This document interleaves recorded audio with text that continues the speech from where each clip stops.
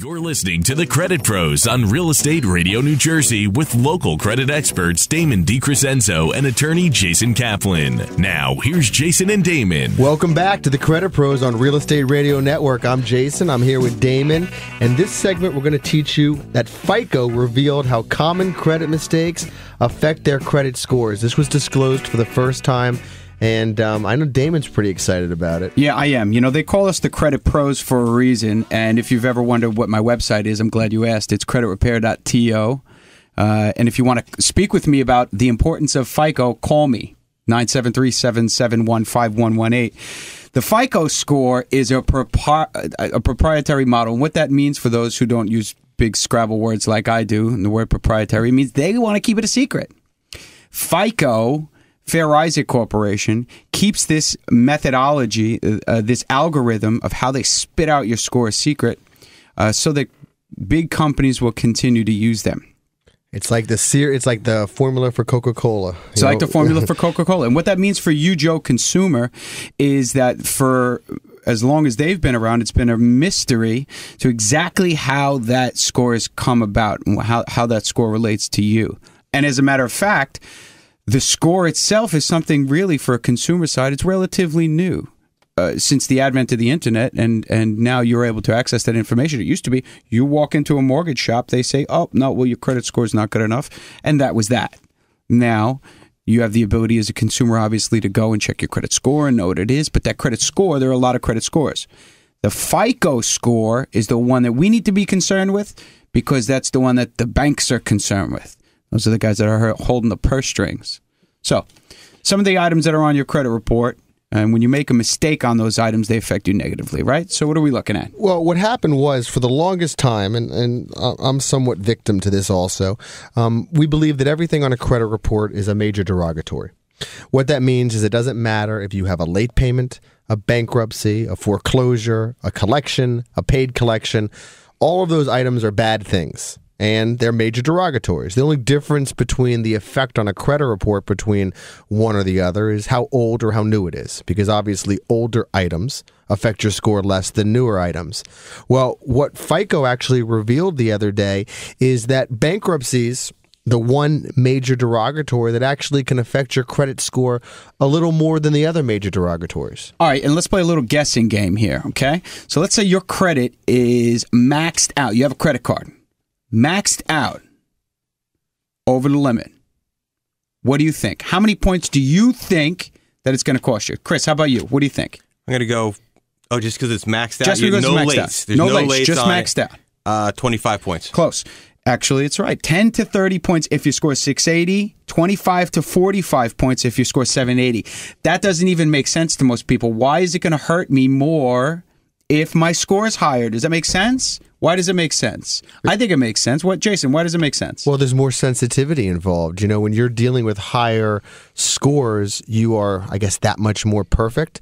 So there's that much room to falter and fail. So the highest level of a credit score is based more on perfection than the lower levels. Yeah, it's sort of like they expect you to screw up. So if you have like a 530 credit score and you go late on your credit, it's not going to go down to 85 points because they expect that from you. Yeah, it's like your dumb kid who got the C on the test. Like the dumb kid who got the C on the test. You got a B+, you give him high fives, but he didn't. Yeah, so he's such an athletic boy. Here's another one. Let's talk about this. Now, this is one that's important for a lot of different reasons. Let's say you have a 30-day late payment. What do you think? How many points do you think a 30-day late on a revolving credit card account is going to cost you? I'm going to go 50 points. Close. 60 to 80 points on the lower score, 90 to 110 points. This is a 30-day late. 90 to 110 points on the upper levels. But remember, that's a fresh 30-day late. So as the item gets older, it's less of a reflection on your current behavior, which is why I tell all of our clients when they come to us, help me, but you have to make sure that you're in a static situation. You can't have a property in foreclosure that you can't catch up on. You can't have a credit card that you're so far behind and they haven't closed it yet, because you're spinning your wheels in that case. You get a negative item off, or you fix a negative item, a new one comes back. Yeah. Now, Damon, Jason, I have a question here for you. Now, we're giving a range here. Now, I always wondered if I had a hardy credit, meaning that I've got multiple trade lines. If I've got 10 trade lines and I am maxed out on one credit card, or I've got one derogatory late, is my credit going to be less impacted than if I have 3 trade lines and one of those 3 are negatively impacted? Ooh, I got it. Ooh. Damon? Pick me. Thanks.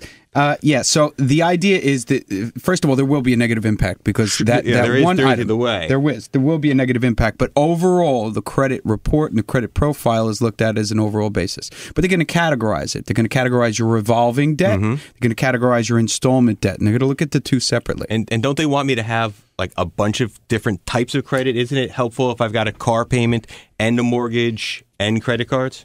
Yeah, Jason. Actually, that's called the credit mix, and that's 10% of your credit score. How diversified you are with revolving, installment, and mortgage or real estate properties. Yeah, it shows that you're a well-rounded human being. But if you had it's like applying for college, you want to be a well-rounded student. Exactly right. Absolutely. But if you had to judge overall which is the most important, it would definitely be revolving debt.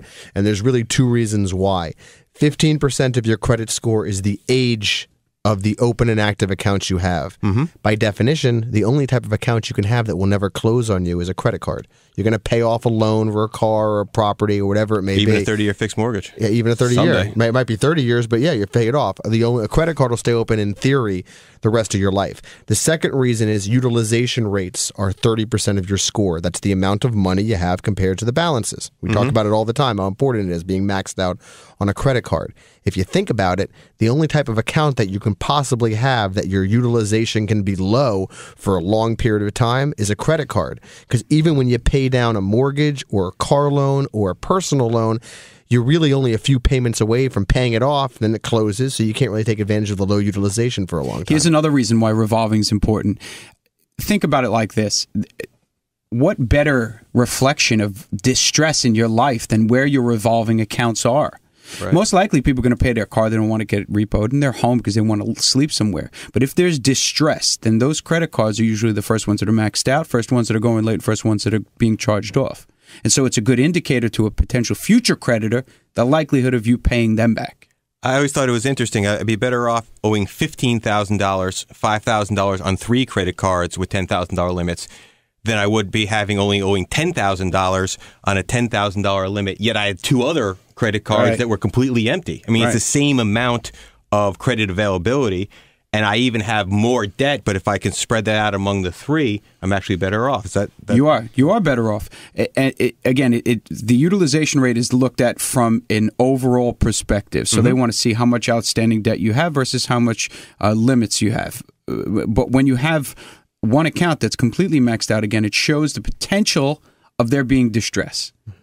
And if everything is at 35% across the board, it usually shows an even keel. What about the 50% rule? Is that nonsense? 39% in our experience. And look, the only people that know any of these things for absolutely certain is Fair Isaac Corporation. And they're not telling. Absolutely not. But it's our experience that anything south of 39 is a positive and north of 39% is a negative. What that means for you, the listener, if you have a credit card that has a $1,000 limit, if you have a $500 balance, it's hurting you.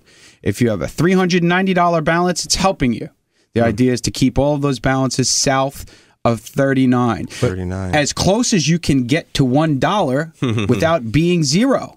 You don't want 0 because 0 shows that perhaps they'll close the account on you. Perhaps there's no activity and they may make a mistake. Usually, if you owe them money, they're not too keen on closing an account. They're going to keep it open, whether it be $1 or $1 million.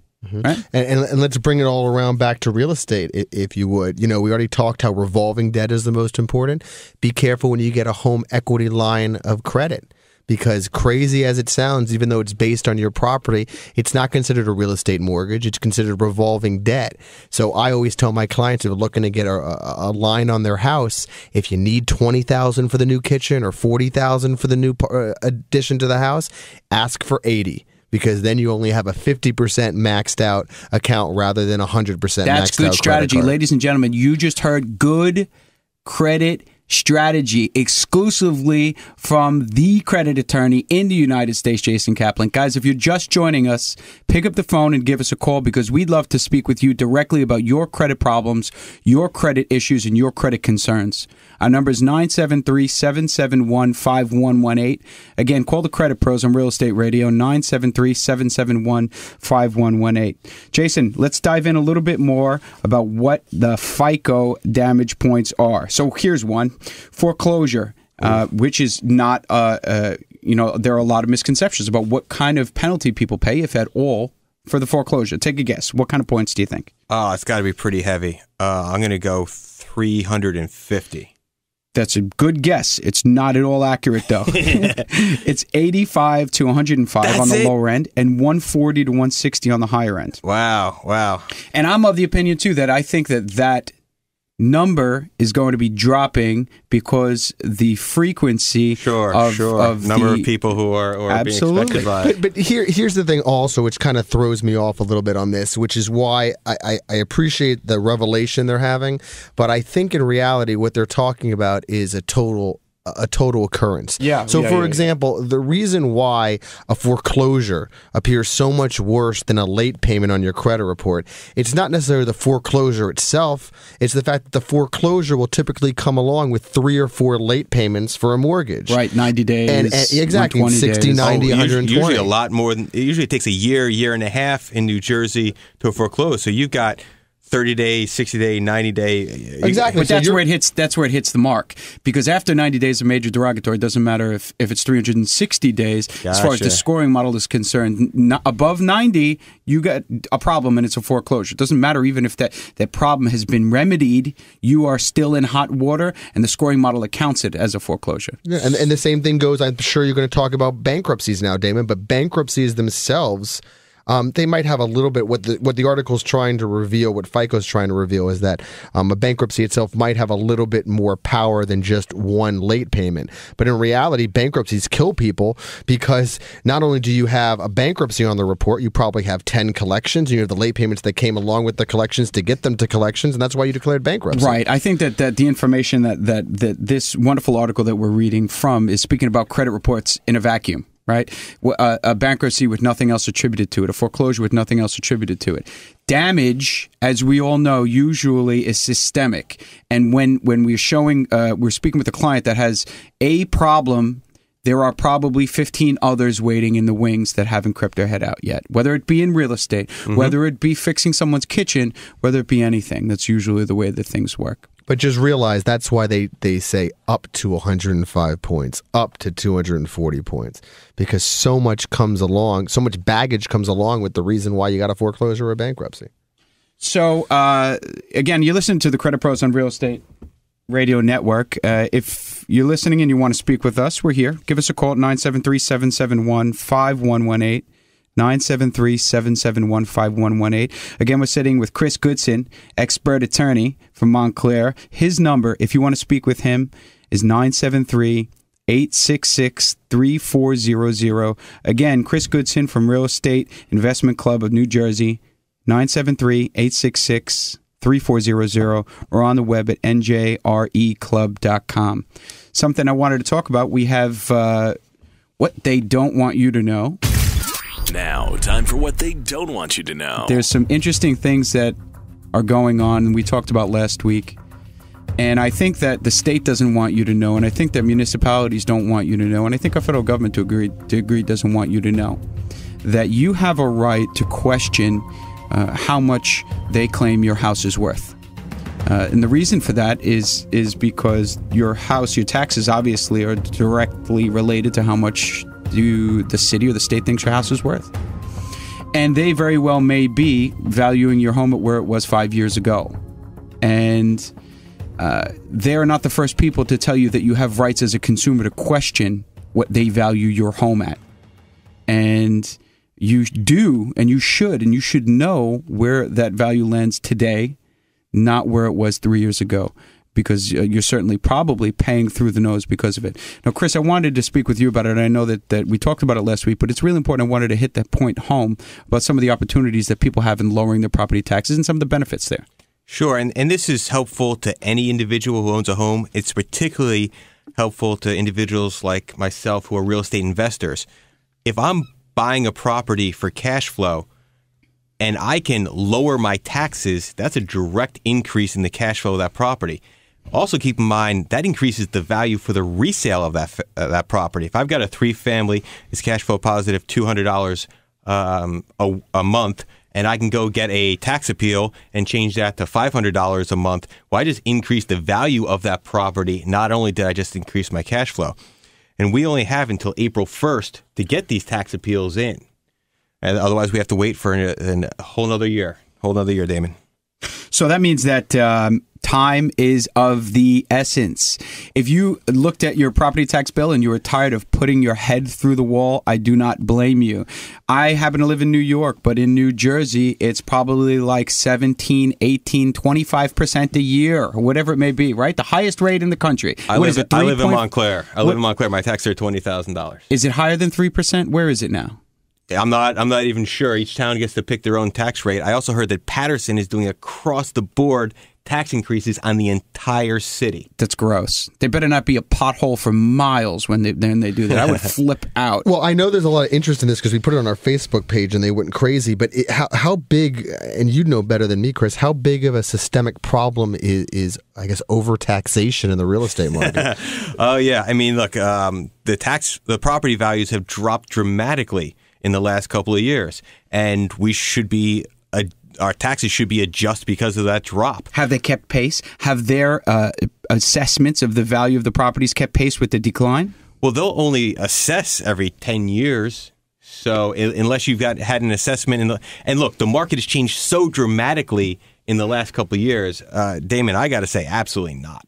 Well, then there's opportunity there to put more money in your pocket, because I really do, again, feel very sorry for you New Jersey folks. One question I have, obviously, properties change hands more so in the last 5 years than typically before.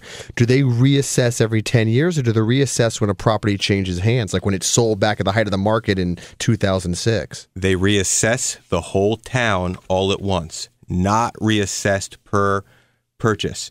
I am buying a property in East Orange right now. My purchase price after I negotiated the short sale is $20,000. My taxes will not all of a sudden be, $600 a year.